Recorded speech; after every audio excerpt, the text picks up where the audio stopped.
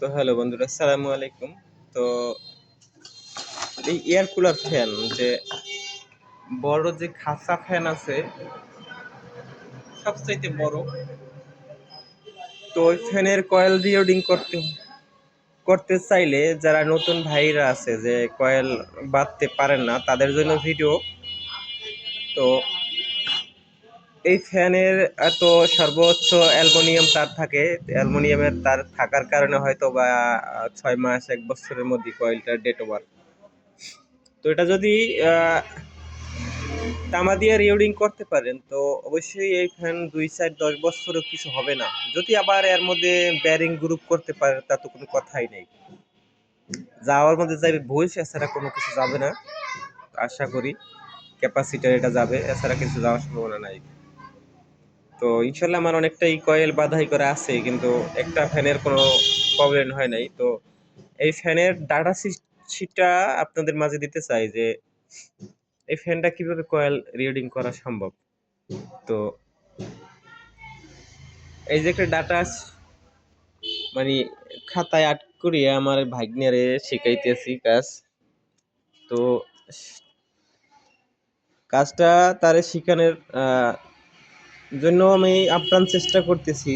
তো তার যে সম্ভব সে পারবে। তো তার জন্য এখানে প্রতিটা সেক্টরে 2টা করে কয়েল। তো শুরু যে জায়গা দিয়ে ঢুকছে, তো প্রতিটাই শুরু শুরু আছে। যারা কয়েল সম্পর্কে জানেন তারা অবশ্যই দেখবেন, তারা অবশ্যই ধারণা মাথায় নিয়ে যাইবে যে আসলে কি। আর যারা না জানেন তারা তো অবশ্যই বুঝতে পারবেন না। তো এখানে এই যেমন ধরেন গ্রুপ করা আছে, মার্ক করে দেখাইছি যে কয়েল সম্পর্কে বুঝতে হইলে